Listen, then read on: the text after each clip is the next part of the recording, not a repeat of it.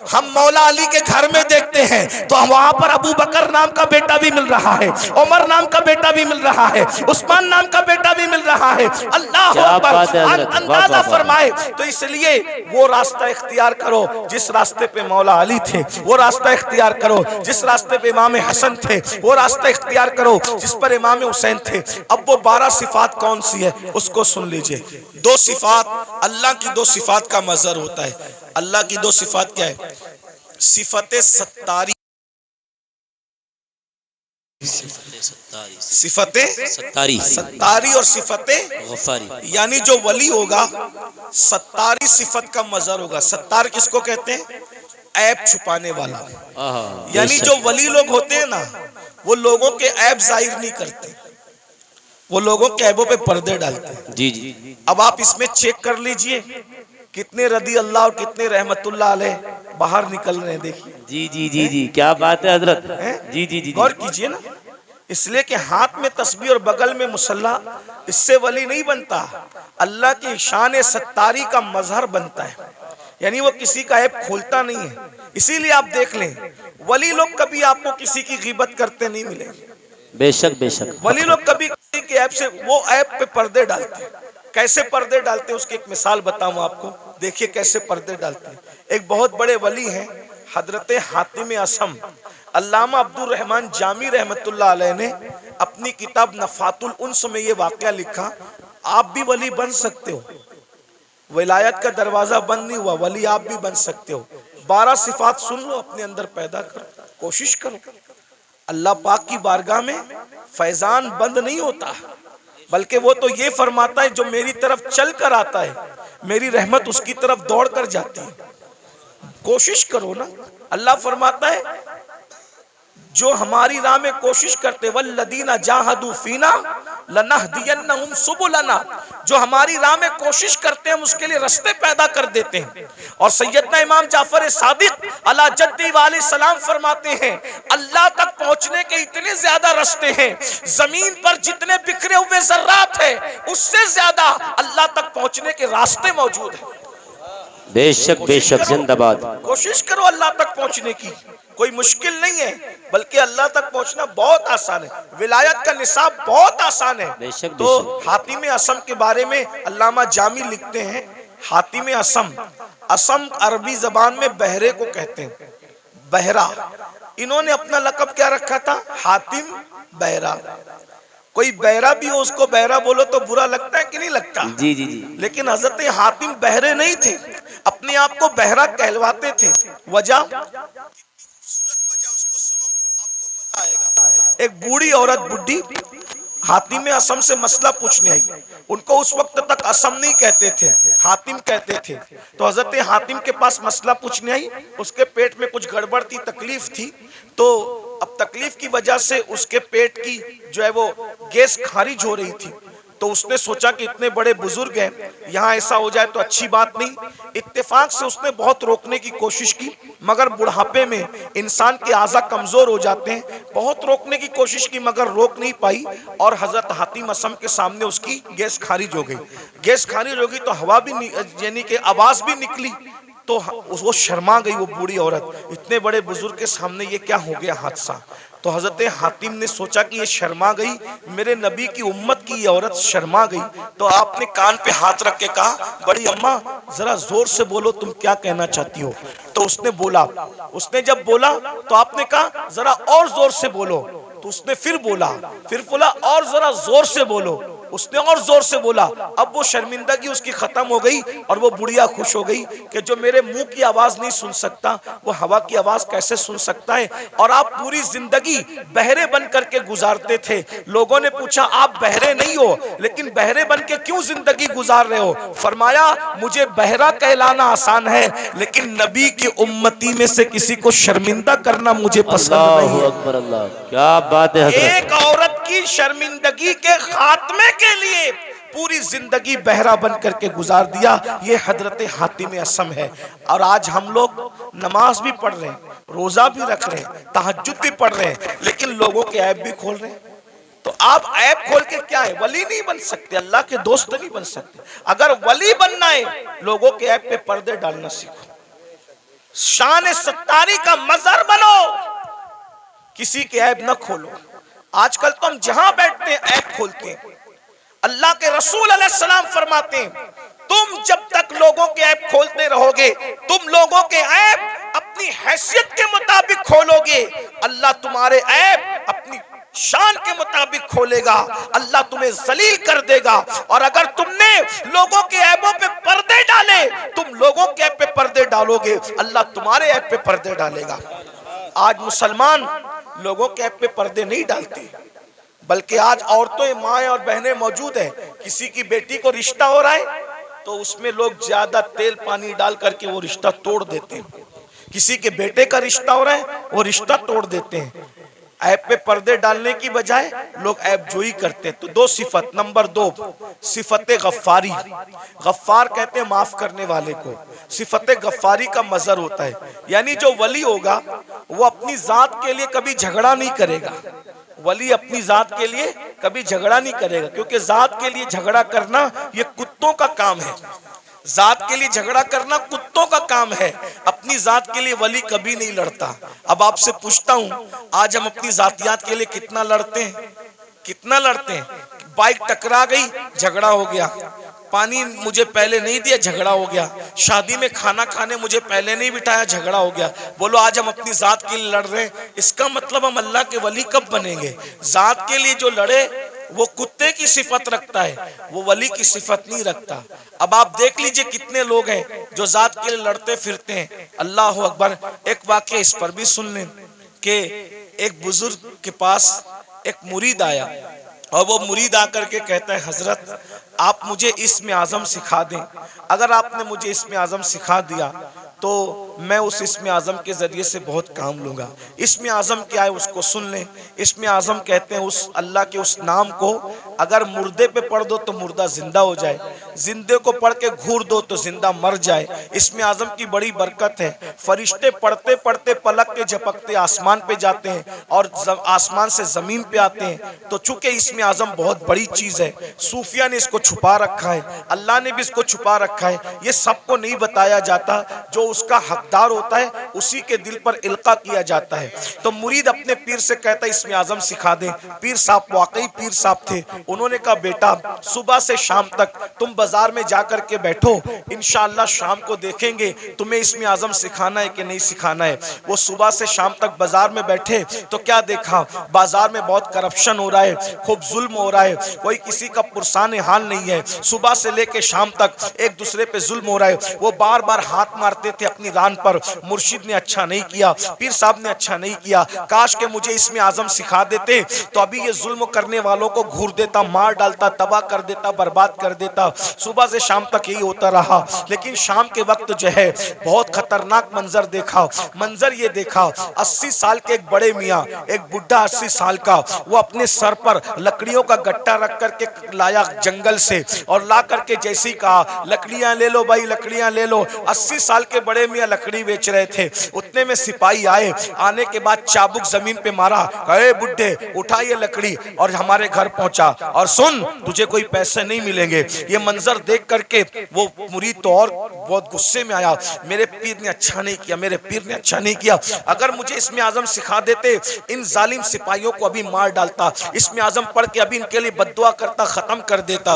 वो बड़े मियाँ 80 साल के बड़े मियाँ हाँपते कांपते उन्होंने फिर लकड़ी का गट्ठा उठाया सर पे और सिपाहियों के पीछे पीछे चले। ये भी पीछे पीछे चला, ले जाकर के गट्ठा रख दिया। रखने के बाद कहा अच्छा अब मैं चलूं। और उसके बाद वो बड़े मियाँ बेचारे न पैसा लिया। 80 साल के बुड्ढे को लकड़ी काटने में कितनी तकलीफ हुई होगी, कैसे उसने मेहनत से जमा किया होगा। लेकिन हाय रे जुल्म, अल्लाह अकबर, बहुत लकड़ी पहुंचा करके बिना मजदूरी लिए हुए, बिना रकम लिए हुए उन्होंने टरका दिया, वो चले गए। और उसके बाद ये तो गुस्से में कांप रहा था, मुर्शिद ने अच्छा नहीं किया। अगर अभी मुझे इस्म आज़म मालूम होता, इन जालिमों को, इन गुंडों को इस्म आज़म पढ़ करके कत्ल कर देता। जैसे मुर्शिद की खानका में पहुंचे, कहा हजरत आपने सिखा दिया होता बाजार में क्या गंदगी है, क्या जुल्म है, क्या ज्यादती है। और शाम का वाकया तो बड़ा बदतरीन है हजरत, बड़ा इबरतनाक है। पूरा वाकया उस 80 साल के बड़े मियाँ का बयान किया तो पीर साहब सुन के हंसने लगे। हजरत मैं 80 साल के बुढ़े पे जुल्म बयान कर रहा हूँ और आप हंसते हैं। फरमाया वो जो 80 साल का बुढ़ा तू जिसको कह रहा है वो कौन है, तुझे मालूम है? नहीं मालूम है। कहा वो इस शहर का कुतुब है, कुतुब, वो इस शहर का कुतुब है और उसी ने मुझे इसमें आजम सिखाया है, उसी कुतुब ने मुझे इसमें आजम सिखाया है।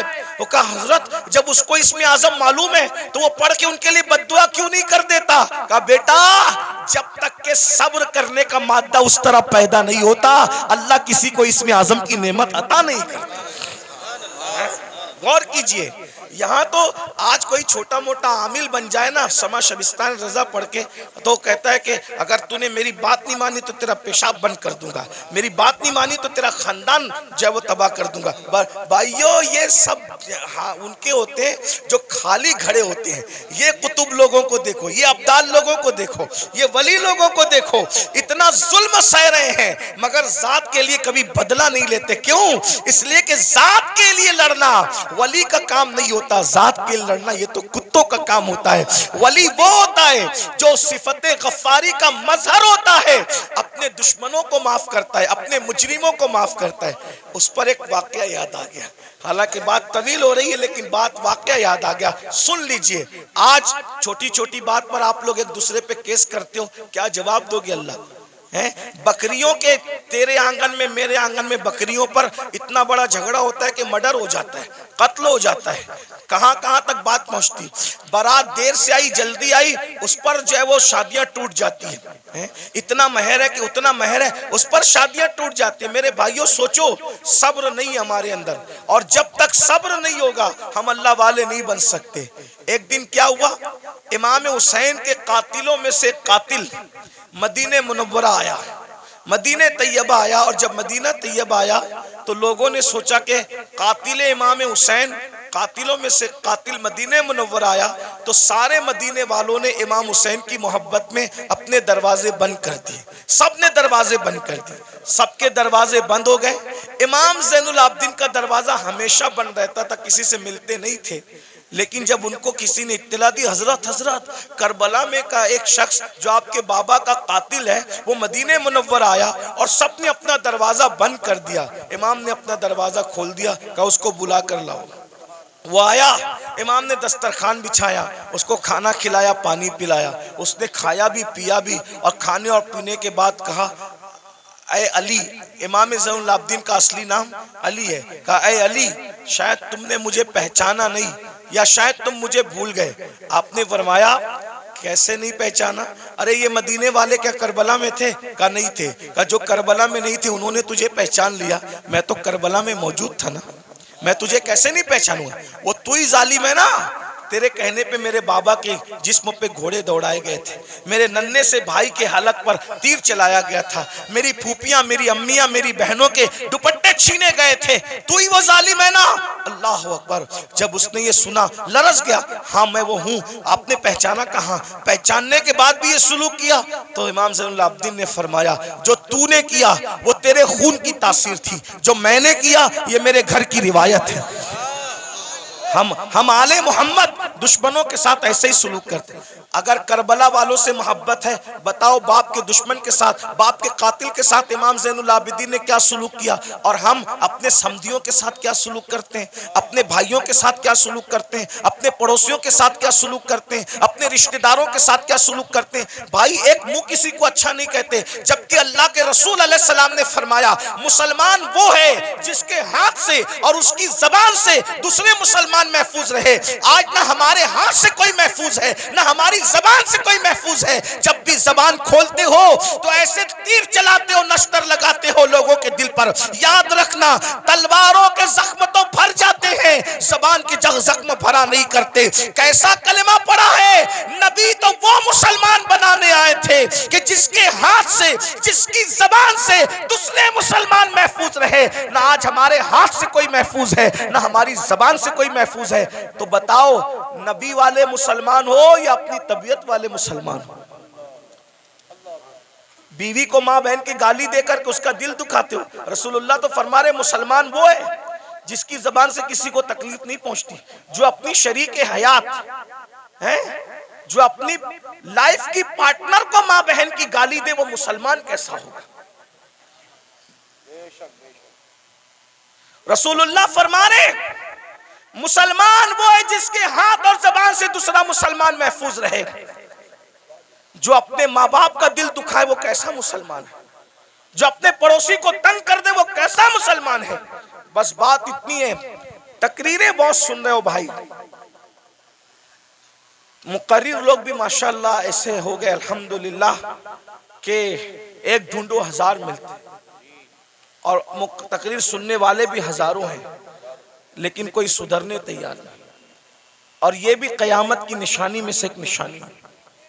अल्लाह के रसूल अलैहिस्सलाम ने फरमाया लोग दीन सुनने जमा होंगे, दीन पर अमल करने जमा नहीं होंगे। सुनिए, गौर से सुनिए, तवज्जो है। लोग दीन सुनने जमा होंगे, लोग दीन सुनने जमा होंगे, दीन पर अमल करने जमा नहीं होंगे। देख लीजिए,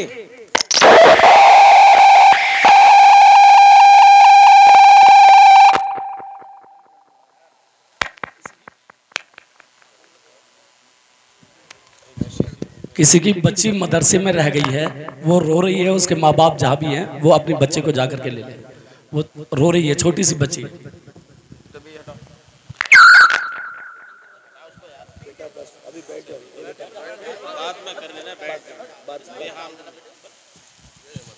लोग दीन सुनने जमा होंगे, दीन पर अमल करने जमा नहीं होंगे। मैं कोई गुस्से में नहीं, लेकिन आपको एक बात कहता हूं, जरा गौर करना, जरा ध्यान देना।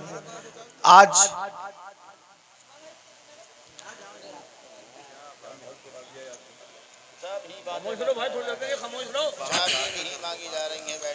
दुरूशी पढ़ने आप लोग सल्लल्लाहु अलैहि वसल्लम, सलातु व सलाम अलैका या रसूल अल्लाह सल्लल्लाहु अलैहि वसल्लम। लोग दीन सुनने जमा होंगे, क़यामत की निशानियों में से एक निशानी है, दीन पर अमल करने जमा नहीं होंगे। अभी देखिए सुबह का वक्त है, कारोबार का वक्त है, संडे भी नहीं है, आज संडे नहीं है ना, वर्किंग डे है ना, लेकिन आपको मैं सलाम करता हूँ। आप लोग आराम छोड़ के, नींद छोड़ के, दुकान छोड़ के, कारोबार छोड़ के आए, क्या सुनने के लिए? दीन सुनने के लिए। लेकिन अगर इनमें किसी को कहा जाए कि वादा करो कि आज के बाद तुम नमाज नहीं छोड़ोगे, तो हाथ नहीं उठेंगे लोगों के। और अगर हाथ उठ भी गए तो वो आज ही ज़ोहर से पहले वादा किया, लेकिन ज़ोहर में नहीं पहुंचेगा। ये हंसने की बात नहीं, ये दुख की बात है। ये यानी कि माज़ अल्लाह कहीं ना कहीं जलसा करना जो वो एक रस्म बन गया, कहीं बिजनेस बन गया, कहीं शो बन गया, ये हालात हो गए। हम अल्लाह को मुंह क्या दिखाएं? अल्लाह को मुंह दिखाना है भाई। अगर जज के सामने कल तारीख हो ना, तो बड़े बड़े लीडरों को रात को नींद नहीं आती कि सुबह अदालत में खड़े होना है जज के सामने। हालांकि दुनिया का जज रिश्वत लेकर भी फैसला बदल सकता है, दुनिया का जज मुंह देखकर फैसला कर सकता है, दुनिया का जज चेहरा देखकर फैसला कर सकता है, लेकिन वो आदिल जिसकी बारगाह में अंबिया भी कांपेंगे, जिसकी बारगाह में अंबिया उसके महबूब भी नफ्सी नफ्सी पुकारेंगे, जिसकी बारगाह में फरिश्ते भी कांपेंगे, थर थर कांपेंगे। अल्लाह कुरान में फरमाता है यौम यक़ूमुर रूह वल मलाइका सफ़्फ़न ला यतकल्लमूना इल्ला मन अज़िन, कि जिब्रील और सारे फरिश्ते अल्लाह की हैबत से थर थर कांपेंगे। अरे जहां जिब्रील भी कांप रहे होंगे, हम अल्लाह को क्या मुंह दिखाएंगे? ये जन्नत को जितना आसान और सस्ता समझ रखा है हमने आप लोगों ने, इतनी सस्ती नहीं है। महशर में पता चलेगा कि जो मुखलिस उलमा हमें नसीहत करते थे, हमें कान से सुन के दूसरे कान से उड़ा देते थे, हम उनकी बातों को नहीं लेते थे, उनकी बातों पर अमल नहीं करते थे, उस वक्त तुम पछताओगे, मगर उस वक्त का पछताना काम नहीं आएगा मेरे भाई। अगर होश के नाखून लेना है तो आज ले लो, संवरना है तो आज संवर लो, सुधरना है तो आज सुधर लो। एक बात मुझे याद आई, अब अगला उन्वान मैं नहीं पेश करता, 5 मिनट में अपनी बात पूरी कर लेता हूँ 5 मिनट के अंदर, इसलिए कि आप सब बहुत अच्छे से सुन रहे हैं, लेकिन कहीं ना कहीं हमारे अंदर कमी है कि कुछ लोग यहाँ पे मेरे करीब गड़बड़ कर रहे हैं, उनको इसकी बात की अहमियत नहीं है। तो कोई बात नहीं, मैं 5 मिनट में बात पूरी कर लेता हूँ। इतना सुनिए, मुझसे और अल्लाह क्या क्या पूछेगा, आपसे मुझसे अल्लाह क्या क्या पूछेगा पता है? कुरान कहता है फमन यअमल मिस्काल ज़र्रतिन खैरन यरा वमन यअमल मिस्काल ज़र्रतिन शर्रन यरा। एक जर्रे के बराबर नेकी की होगी अल्लाह तुम्हें वो भी दिखाएगा, और एक जर्रे के बराबर बुराई की होगी अल्लाह तुम्हें वो भी दिखाएगा। सहाबा किराम ने इस आयत के नुज़ूल के बाद पूछा कि अल्लाह हमसे क्या क्या पूछेगा, तो आका इरशाद फरमाते हैं अगर तुमने नाखून के अंदर किसी की दीवार की मिट्टी भी खुरची होगी तो अल्लाह क़यामत के दिन उस मिट्टी के बारे में भी तुमसे पूछे। अगर तुमने पिस्सू को, पिस्सू समझते हैं, पिस्सू, पिस्सू बहुत छोटा सा बारीक कीड़ा होता है, नजर भी नहीं आता, लेकिन चमड़ी पे बैठता है, काटता है तो आदमी झुंझला जाता है। अगर तुमने पिस्सू को गाली दी होगी तो अल्लाह पूछेगा कि तूने पिस्सू को गाली क्यों दी थी, क्योंकि वो मेरी मखलूक है। अगर तुमने खटमल को गाली दी थी तो अल्लाह तुमसे खटमल को गाली देने के बारे में भी पूछेगा। ये यहाँ जो दादागिरी, गुंडागर्दी, बाबागिरी जो कुछ कर रहे हो और फिर सोचते हो कि जन्नत हाथ से नहीं जाने वाली, अल्लाह अल्लाह है, अल्लाह अल्लाह है। मैं बार बार कौम को कहता हूँ, जो नबियों के बेटों को जहन्नम में डाले वो अल्लाह है, जो नबियों की औरतों को जहन्नम में डाले वो अल्लाह है, जो नबी के सगे चचा को जहन्नम में डाले वो अल्लाह है। अल्लाह अल्लाह है। इतना बेपरवाह मत हो जाइए, इतना बेपरवाह मत हो जाइए, इतना बेपरवाह मत हो जाइए। नबी का सगा चचा इब्राहिम खलीलुल्लाह जैसे नबी का सगा चचा आजर बिच्छू की शक्ल में जहन्नम में डाला जाएगा। बताओ बताओ मेरे भाइयों, किस किस किस धुन में हो, किस मस्ती में हो, किस गफलत में हो। नूह अलैहिस्सलाम की एक बीवी जहन्नम में डाली जाएगी, नूह की बीवी, उलुल आज़्म पैगंबर की बीवी जहन्नम में डाली जाएगी। ये बहनें क्या समझ रही है कि कलमा पढ़ के जन्नत शरीफ मिल जाएगी? कुरान कहता है क्या तुम ये तसव्वुर करते हो कि तुमने कहा कलमा पढ़ा और तुम्हें आजमाया नहीं जाएगा? तुम्हें आजमाया जाएगा और रोज आजमाया जा रहा है। फजर की सर्दी में तू अपनी जान से प्यार करके सोता पड़ा है, या अल्लाह की मोहब्बत में ठंडे पानी से वुजू करके तू मुसल्ले पे खड़ा है, आजमाया जा रहा है। आज अपनी जान की मोहब्बत में सर्दी में नरम नरम बिस्तर पर सोने वालों, जहन्नम में जलने के लिए तैयार हो जाओ। क्या समझते हैं? जो लोग आपको ये कहते हैं ना, काश के कोई बुरा ना माने, और अगर किसी को दीन हक की बात सुनने में बुरा लग जाए तो लगता रहे। बहुत कुछ सोचकर बना हूं मौजे दरिया का हरीफ, वरना मैं भी जानता था आफियत साहिल में है। एक कड़वी कसेली बात सुनने के लिए हिम्मत इसीलिए जुटाता हूं कि पूरी दुनिया मुझे गाली दे, लेकिन सिर्फ मेरा अल्लाह और मेरा रसूल मुझसे खुश हो जाए, बस। जो पिया को भाई अख्तर वो सुहाना राग है, जिससे ना खुश है पिया वो रागनी अच्छी नहीं। जो आपको जलसों में कहते हैं ना, इनका चेहरा देखो और जन्नत में जाओ, इनका चेहरा देखो जन्नत में जाओ, अमीनुल कादरी का चेहरा देखो जन्नत में जाओ, ये शैतान ने इनकी फिक्र को अगवा कर लिया है। वो तुम्हें जहर दे रहे हैं, जहर। कोरोना का वायरस इतना खतरनाक नहीं है, बदअमली और बदअकीदगी के बाद भी जन्नत का टिकट बांटने का वायरस इतना खतरनाक है। कोरोना किसी को होगा तो वो अकेला मरेगा। ये गंदगी जो आएगी ना, कि बेअमली के बाद भी, जिना के बाद भी, बदकारी के बाद भी, हरामकारी के बाद भी, सिर्फ सलीम मियाँ को देखो जन्नत में जाओ, अमीनुल कादरी को देखो जन्नत में जाओ, और मुफ्ती साहब को देखो जन्नत में जाओ। मेरे भाई, जिनको देख देख करके जन्नत बांट रहे हो, क्या तुम्हारे पास कोई गारंटी है कि ये लोग भी जन्नत में जाएंगे? है? बताओ ना, खिलवाड़ न करो। ये कौम बहुत भोली है, ये हमारी बातों पर यकीन करती है, लेकिन मेरी कौम के नाज़िमों, मेरी कौम के वाइजों, उलमा नहीं करते। जो वाकई आलिम रब्बानी वो ये काम नहीं करता। उसको पड़ी नहीं एक प्रोग्राम की, कोई बुलाए तो बुलाए, कोई नहीं बुलाए तो बुलाए। जिन्होंने धंधे पानी शुरू कर रखे हैं वो तुम्हारी चापलूसियां करते हैं और तुम भी नारे लगाते हो, इनको देखो जन्नत में जाओ, और फिर उसके बाद आप सिर्फ जब देख करके जन्नत मिलेगी, कोई बेवकूफ है फजर पढ़ने के लिए उठेगा? कोई बेवकूफ है जो चेहरे पे दाढ़ी रखेगा? कोई बेवकूफ है जो मुसल्ले पे रोएगा? अरे तुमने किसको देखा? सलीम मियां का नाम इसलिए ले रहा हूं कि ये मेरा भाई है, बुरा नहीं मानेगा मेरा भाई, मैं जानता हूं, अब मेरा हक है। आपने सलीम मियां को देखा ना, आपने अमीनुल कादरी को देखा, आपने मुफ्ती साहब को देखा ना। आओ मैं उसकी बात करूं जिसने सलीम मियां को नहीं, सलीम मियां के जद्दे करीम को देखा। किसको? किसको? खुदा को देखने वाली जो आंखें हैं वो मुस्तफा जाने रहमत की आंखें हैं। सैयदना फारूक आजम ने रसूलुल्लाह को देखा, बार बार देखा, हर बार देखा, जंग में देखा, अम्न में देखा। अरे उमर तो ऐसे नमाजी थे कि पहले सब में नमाज पढ़ते थे, फिर भी हालत नमाज में कंकियों से नबी का चेहरा देखते थे। ऐसा नबी को देखने वाला, ऐसा नबी को देखने वाला।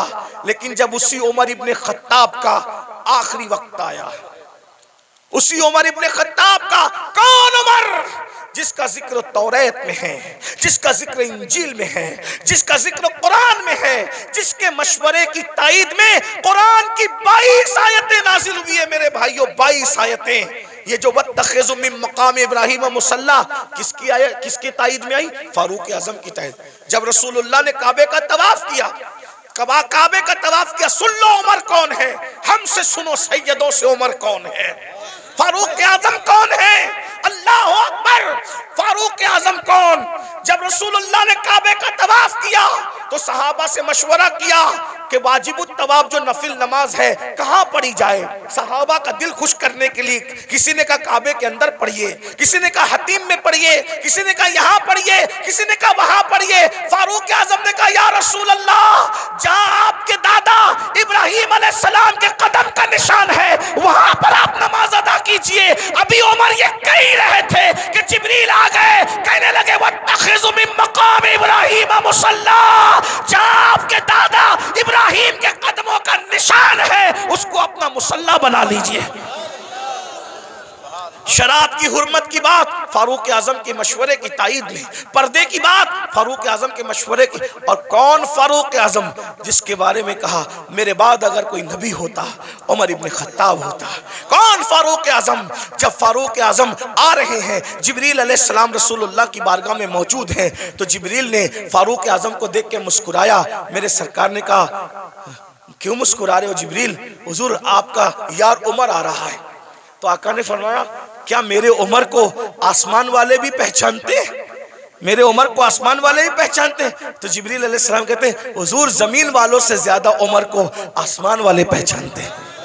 और सरकार ने कहा जरा मेरे उमर की शान बयान कर दो जिब्रील। तो जिब्रील ने एक जुमले में शान बयान की, कहते हैं या रसूल अल्लाह, अगर मैं हजरत नूह की उम्र के बराबर यानी 1000 साल की उम्र लेकर के आऊं और उम्र की फजीलत बयान करता रहूं तो 1000 साल खत्म हो जाएंगे मगर उम्र की फजीलत खत्म नहीं हो सकती। इतनी बड़ी हस्ती है ना। रसूलुल्लाह को देखा, रसूलुल्लाह को देखा। अब सुन लो उनका जिंदगी का आखिरी वक्त।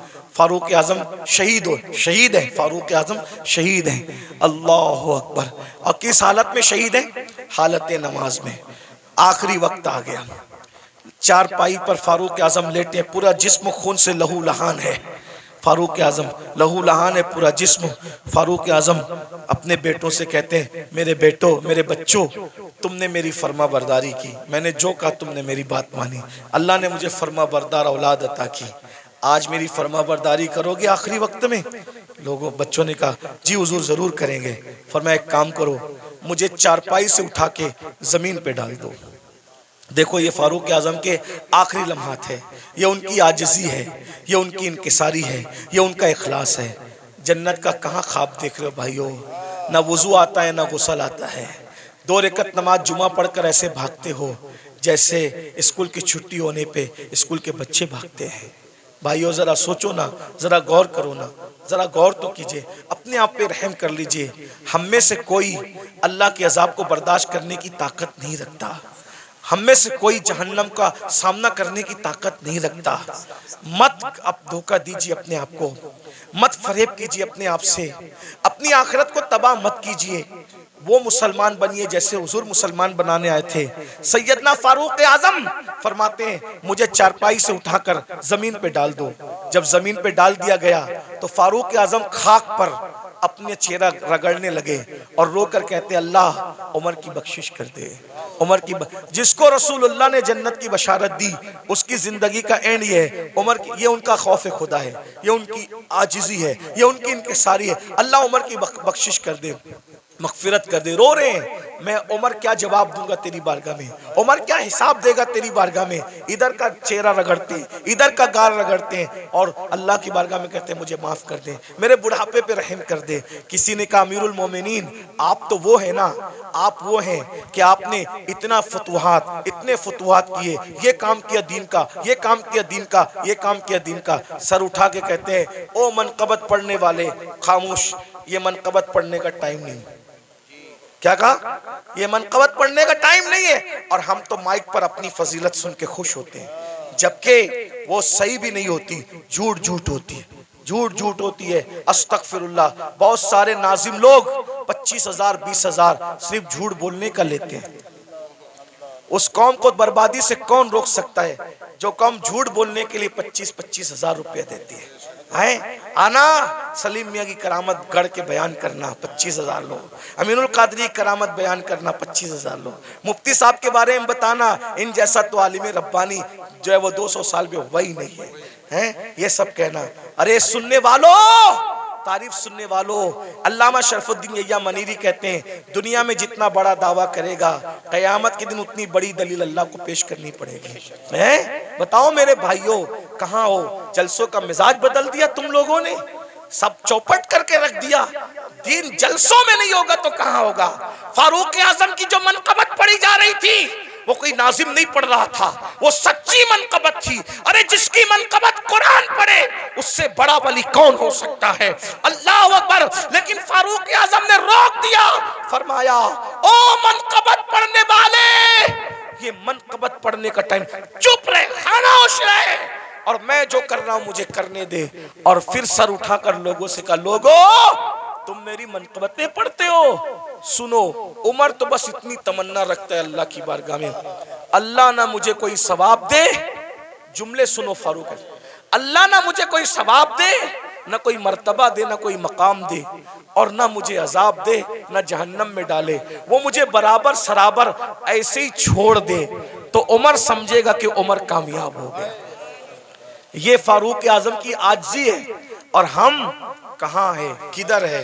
भाइयों तौबा करो, रमजान शरीफ करीब आ रहा है, इरादा करो एक भी रोजा नहीं छोड़ूंगा, सारे रोजे रखूंगा।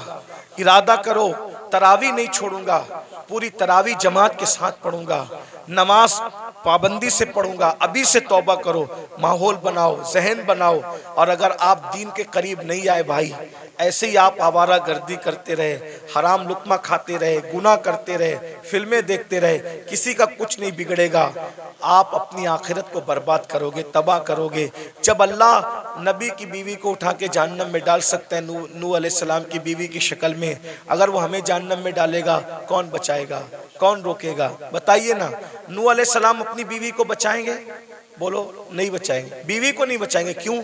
इसलिए कि नबी जानता है जिसमें अल्लाह की रजा उसमें मेरी रजा है। नबी जानता है जिसमें अल्लाह की रजा उसमें मेरी रजा। इब्राहिम अलैहिस्सलाम अपने चचा को बचाएंगे? नहीं बचाएंगे। जिसमें अल्लाह की रजा उसमें मेरी रजा। गौर कीजिए, ये नहीं कह रहा हूं कि नबी बचा नहीं सकता, नबी जिसको चाहे बचा सकता है, लेकिन हम अल्लाह का जितना अदब करते हैं उससे ज्यादा अदब अल्लाह का अंबिया करते हैं। मौला जो तेरी रजा वो हमारी रजा। ये कुफ्र पर मरे हम इनको नहीं बचाएंगे, तूने मना कर दिया हम नहीं बचाएंगे। हाँ, अगर तूने इजाजत दी तो जिनको हम पहचानते भी नहीं है हम उसको बचा लेंगे। उनको बचा ले। नबी साहिब इख्तियार होता है, मजबूर नहीं होता, लेकिन नबी की अल्लाह से मोहब्बत और अल्लाह की बारगाह का अदब यह है कि कोई नबी अल्लाह का कहना नहीं तोड़ेगा। एक आखिरी बात आई, मैं वो बात कहने चला था, फिर बीच में बात आ गई। हम अल्लाह को क्या जवाब दें? लोग जिना कर रहे हैं, ये नौजवान छोकरे आज के 16-16, 17-17 साल की उम्र में जिना करते हैं, लड़के लड़कों के साथ बदकारियां करते हैं, क्या क्या जुर्म करते हैं, बुराइयां करते हैं। अल्लाह को क्या जवाब दोगे? अल्लाह के सामने बोल पाओगे कि हम जिना करके आए? बोलो, अल्लाह के सामने बोल के आओगे हम औरतों के पाप की नजर डाल के आए? अल्लाह के सामने बोल पाओगे कि हम बदकारी करके? बताओ, कुछ बोल पाओगे? नहीं बोल पाओगे। भाई, हम जब अपने पीर के सामने नहीं बोल सकते तो अल्लाह के सामने क्या जवाब दें? मेरे इमाम कहते हैं, करीम अपने करम का सदका, लई में बेकद्र को न शर्मा, तू और रजा से हिसाब लेना, रजा भी कोई हिसाब। और कहते हैं, सदका प्यारे की हया का, न ले मुझसे हिसाब, बख्श बे पूछे लजाए को लजाना क्या है। बहुत कठिन मंजिल है। हदीस पाक में आता है, अल्लामा इब्ने कसीर ने इस हदीस को लिखा है कि अल्लाह ईसा अलैहिस्सलाम को अपनी अदालत में खड़ा करेगा। किसको? किसको? पहचानते हो ईसा अलैहिस्सलाम को? हमारे नबी से पहले जो नबी आए वो कौन थे? ईसा अलैहिस्सलाम। और ईसा अलैहिस्सलाम कौन है आपको पता है? ये कंवारी मरियम, जिसको किसी मर्द ने हाथ भी नहीं लगाया, अल्लाह ने बिन बाप का कंवारी बतुल मरियम से ईसा अलैहिस्सलाम को पैदा किया। सुभान अल्लाह। अल्लाह ने इनको झूले में बोलने की ताकत अता की। ये कलेमतुल्लाह है, रूहुल्लाह है। इनको जब सूली देने की साजिश की गई तो अल्लाह ने इनको आसमानों पे उठा लिया। अब ध्यान देना, जब ये आसमानों पे उठा लिए गए तो इनके मानने वालों ने इनको कहा कि ईसा खुदा का बेटा था और मरियम खुदा की बीवी थी। माज़अल्लाह, अल्लाह का कोई बेटा नहीं है, अल्लाह की कोई बीवी। लेकिन उनके मानने वालों ने ये गंदगी फैला दी। तो अल्लाह उन मानने वालों ने जो गंदगी फैलाई ना, उस गंदगी के खात्मे के लिए, यानी अल्लाह हजरत ईसा से हिसाब लेने के लिए नहीं, तवज्जो, अल्लाह जानता है कि ईसा पाक है, मासूम है, उन्होंने कोई कसूर नहीं किया, लेकिन मैदान महशर में ईसाइयों को, क्रिश्चियन को रुस्वा करने के लिए, ईसाइयों को रुस्वा करने के लिए अल्लाह हजरत ईसा को अपनी अदालत में खड़ा करेगा। और अपनी अदालत में खड़ा करके अल्लाह पूछेगा कि ऐ ईसा, क्या तुमने इन ईसाइयों को, अपने मानने वालों को यह कहा था कि तुम अल्लाह के बेटे और तुम्हारी मां अल्लाह की बीवी है? तुमने ये बात कही थी? एक अल्लाह कौन सा सवाल करेगा? एक। हालांकि वो खुद बयान कर चुका कुरान में कि ईसा ने ऐसी कोई बात अलैहिस्सलाम नहीं कही, बयान हो गया सब। लेकिन वहां ईसाइयों को रुस्वा करने के लिए और शान ईसा को बताने के लिए कि ईसा अलैहिस्सलाम का दामन इस गंदगी से पाक है, अल्लाह पूछेगा तुमने ये बात कही थी ईसा? एक सवाल, अल्लाह सिर्फ एक सवाल करेगा ईसा जैसे पैगंबर से, उस मासूम से। तो मेरे आका की हदीस है, इसी एक सवाल पर ईसा अल्लाह से इतना डर जाएंगे कि उनके हर हर बाल से खून की फुहार निकलेगी, हर हर बाल से खून की फुहार। अल्लाह ने मुझसे सवाल कर लिया, मैं जवाब क्या दूं? अब बताएं, जब मासूम से अल्लाह सवाल करे तो उनके बाल बाल से खून की फुहार निकलेगी। पूरी जिंदगी हमने नमाज नहीं पढ़ी, अल्लाह पूछेगा तूने नमाज क्यों नहीं पढ़ी थी? क्या जवाब होगा? हैं? क्या जवाब? रात के 3-3 बजे तक गंदी फिल्में देखते थे, क्या जवाब होगा?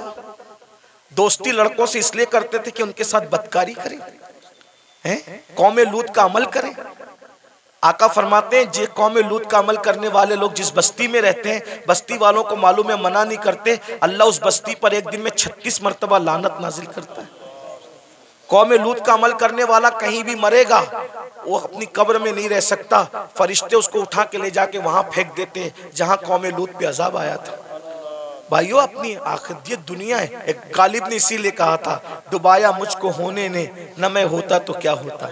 सारा तो होने का झगड़ा है, इसलिए अब दुनिया में आ गए हो, सुधरो, तौबा करो, अल्लाह से डरो, अल्लाह के कानून के मुताबिक जिंदगी गुजारो। अल्लाह हम सबको तौफीक अता फरमाए। और आप सबको ये बात देखो, किसी भी जलसे में जाओ, चाहे मैं आऊं, चाहे कोई भी आलिम आए, कोई पीर आए, ये जो आप लोगों के अंदर ये आदत पड़ गई ना सेल्फी की, ऐसे धक्का दे करके कहते हो फोन करो, अदब कहाँ गया? मेरा अदब मत करो, मैं तो कोई काबिल ही नहीं। मेरी अपनी बात नहीं कर रहा, लेकिन जो अल्लाह वालों को ऐसे कोनी मार करके ऐसे सेल्फी ले रहे हो, इस सेल्फी से क्या होगा? पहले के लोग, इन बूढ़ों से पूछो, अल्लाह वालों से मिलते थे तो दुआ कराते थे। दुआ करा क्यों? हजारों साल की मेहनत जहां नहीं पहुंचाती, वहां अल्लाह वालों की दुआ पहुंचाती। और आप लोग दुआ नहीं लेते। ये शैतान का दाव है आप लोगों पे कि दुआ से रोकने के लिए तुमको सेल्फी में मुब्तला कर दिया।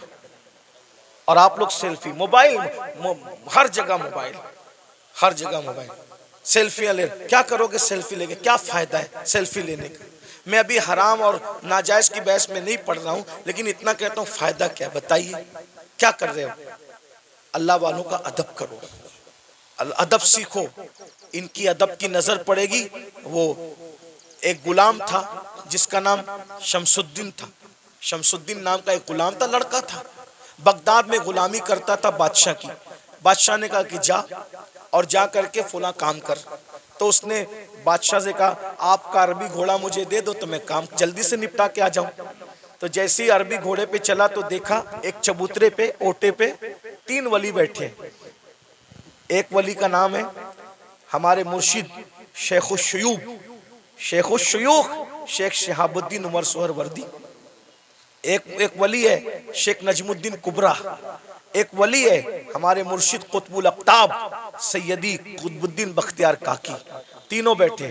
वो लड़का था शमसुद्दीन नाम का। देखा वली लोग नीचे बैठे, मैं ऊपर घोड़े पे, फौरन नीचे उतर गया, जूते हाथ में लिया। जितनी देर तक वो वली लोग नजर आए, घोड़े पे नहीं बैठा, उनके अदब में झुक के सलाम किया, आगे बढ़ा। सरकार कुतुबुद्दीन बख्तियार काकी की जबान से दुआ निकल गई, वो देखो दिल्ली का बादशाह जा रहा है। क्या कहा? वो देखो दिल्ली का बादशाह जा रहा है। किसी ने लुकमा दिया, हजरत वो दिल्ली का बादशाह नहीं, वो मैं पहचानता हूं, वो लड़का है शमसुद्दीन बादशाह का गुलाम है। कहा जो हमारा अदब करे और वो हमारी जबान से निकल जाए दुआ, फिर अल्लाह उसको रद्द करे, ऐसा नहीं होता। हमने कह दिया दिल्ली का बादशाह, तो जब तक ये मरेगा नहीं तब तक दिल्ली का बादशाह बनेगा नहीं है। उस वक्त तक मौत नहीं आएगी जब तक दिल्ली का। और दुनिया ने देखा ख्वाजा कुतुब की जबान से दुआ निकली, अल्लाह ने कैसे पूरी किया। वो गुलाम से आजाद हुआ और दिल्ली का बादशाह बना। उसी बादशाह को दुनिया सैयदी शमसुद्दीन अल्तमश के नाम से जानती है। दुआ लो, दुआ लो। ये जो हंगामा का माहौल रहता है, इधर धक्का दे उधर धक्का दे, ऐसा मत करो। हमें कोई बुरा नहीं लगता, हम आपस में डिस्कस करते हैं, तुम लोग जो करते हो मोहब्बत में करते हो। लेकिन हमारी मोहब्बत में आप मजमे को धक्का देते हो। जहाँ 40 मोमिन जमा होते हैं, उसमें एक अल्लाह का वली होता है। मुझ गुनेगार से मिलने के लिए आप किसी वली को धक्का दे दोगे तो अल्लाह तुमसे भी नाराज हो जाएगा और मुझसे भी नाराज हो सकता है। इसलिए भाई अगर हजर अस्वद चूमने की बात हो तो धक्का दे के हजर अस्वद नहीं चूम सकते, तो धक्का दे के किसी से मुसाफा कैसे कर सकते हैं? ये सब आपको सीखना होगा। डिसिप्लिन। कल रात भी ऐसा हुआ और होता ही रहता है। ऐसा लगता है जैसे झगड़ा हो रहा है, ऐसा लगता है जैसे झगड़ा हो रहा है। अब ये क्लिपें चलेगी, आप तो मोहब्बत में मिलने तड़प रहे हो, लेकिन अगर कोई हुकूमत को ये पहुंचा दे कि देखो ये जलसों में ये लोग झगड़ा करते हैं, तो क्या ये क्लिपें आपके जलसों के बंद करने का सबब नहीं बन सकती हैं? बोलेंगे तुम लोग तो झगड़ा, आप झगड़ा नहीं कर रहे हो, लेकिन भाई जो वो मुखालिफिन को तो एक बहाना चाहिए ना कुछ भी काम हुकूमत से करवाने का। तो आप यही महफिल नहीं जिसमें मैं हूं, वही नहीं, कोई महफिल हो, आप डिसिप्लिन का मुजाहरा करें। आपको देखकर ऐसा लगे यार ये लोग इतने डिसिप्लिन वाले हैं, तो इनके आका के जो सहाबा होंगे उनके पास कैसा डिसिप्लिन होगा, वलियों के पास। अभी सैयद सलीम मियां साहब मुझे कह रहे थे नाश्ते पर कि यार दुबई में कैसी महफिल थी, सब सन्नाटे में सुन रहे थे। तो मैंने कहा भाई आपको सीखना होगा। देखो अपने को आज तक जो हुआ मामलात मेंटेन करने होंगे, माहौल बनाना होगा। और मैं आप मुंतजिमिन से कहता हूँ स्टेज पे सिर्फ उलमा को बिठाया करो। ये जो स्टेज का मेयार आपने खराब किया है ना मुंतजिमिन ने, फला सेठ भी बैठ रहा है, फला सेठ, सेठ लोगों को कुर्सी दो नीचे, समझे? हर जगह सेठों के बिठाने की नहीं होती। जिसका जो हमारे दादा मुर्शिद हुजूर मुफ्ती आजमीन के दौर में कभी कोई दाढ़ी मुंडा कोई सेठ स्टेज पे बैठ नहीं सकता। स्टेज पे सिर्फ उलमा बैठते थे। एक शायर साहब दाढ़ी मुंडे स्टेज पे आ गए, सरकार मुफ्ती आजम ने उनको कहा जब तुम रसूलुल्लाह की शरीयत का एहतराम नहीं कर सकते तो तुम्हें मिंबर रसूल पे बिठाया नहीं जा सकता। यानी वो लोग अच्छा बुरे का कोई वो कि किसी को अच्छा लगे तो लगे, जिसको बुरा लगे तो शरीयत एक नंबर पर है, अल्लाह की रजा एक नंबर पर है, वो ऐसे लोग थे। लेकिन आज हम लोग क्या है, कोई चंदा दे रहा है ज्यादा तो हमने दिन का कानून तोड़ दिया उसके लिए। ये सब अच्छी बात नहीं करो, ये सब इससे नुकसान होगा। फिर कोई भी स्टेज पे चढ़ के आता है, ये स्टेज की बात नहीं कर रहा हूँ मैं, जनरल बात कर रहा हूँ, आप इनसे बदजन मत होना, इस जलसे वालों से जनरल बात कर रहा हूँ। तो ये सब मत करो, जिसका जहाँ मकाम है, उलमा जहाँ बैठते हैं उलमा बैठे, सेठ लोग मुखैर लोग जहाँ बैठते हैं उनको कुर्सी दे के बिठा दो, सियासी लीडर आना है उनको कुर्सी दे के बिठा दो, सबको इज्जत दो। मैं ये नहीं कह रहा हूँ किसी को जलील करो, सब हुजूर का जो उम्मत है वो इज्जत के काबिल है, लेकिन जो कुर्सी में बैठे उसको कुर्सी दे दो, अच्छे से बिठा दो। स्टेज पे सिर्फ उलमा रहे, मुतशर्रा रहे। और जो मेरे स्टेज पे बैठे हुए लोग हैं उनसे भी कहता हूँ, आप लोग भी फोटो वोटो न खींचिए। देखो हमारे बुजुर्गों ने फरमाया कि अगर आलिम दीन अगर जो है वो सुन्नत तर्क करेगा तो पब्लिक फर्ज पढ़ना छोड़ देगी, समझे। आलिम अगर चलते चलते रास्ते से टोपी उतारेगा तो पब्लिक, हाँ वो नहीं कहना चाहता था, सही कहा जी, सही कहा, यही कहा हुजूर मुफ्ती आजम ने, यही कहा। लेकिन कुछ चीजें माइक पे कहने की नहीं होती। आप अल्लाह आपको जज़ाए खैर दे, मेरा काम आसान कर दिया। यानी तुम टोपी उतार के सर नंगा करोगे, लोग अपना पूरा वजूद बगैर कपड़े का कर लेंगे, इसका ख्याल करें। तो ये मेरे भाई भी कुछ जो नौजवान हमारे जूनियर उलमा है ना, मैं उनसे माफी मांगते हुए कहता हूँ, ये लोग भी सेल्फी लेने लगते हैं। आप लोग तो आपको देख के नीचे वाले भी लेंगे, है ना। तो मैं आपको ये नहीं कह रहा हूँ कि मैं कोई फतवा देने आया, कोई साहिब फतवा आदमी नहीं हूँ, लेकिन कम से कम महफिल के तकद्दुस का ख्याल करो। और हम जो करेंगे हमारी कौम भी वो करेगी। अब मैं देखना चाहता हूँ कि आज से इस महफिल में कितना बदलाव आता है। अगर बदलाव आया तो समझ लूँगा कि मुझे दोबारा आना चाहिए इस तरफ, और अगर नहीं बदलाव आया तो समझ लूँगा कि गला सुखा कर कोई फ़ायदा नहीं है ना। तो अभी हमें समझ में आ जाएगा। अब आगे का प्रोग्राम आप सुने, क्या प्रोग्राम है आगे? अच्छा ये सलीम इजाज़त। अस्सलाम वालेकुम वरहमतुल्लाहि वबरकातुहू। अल्लाह तबारक व तआला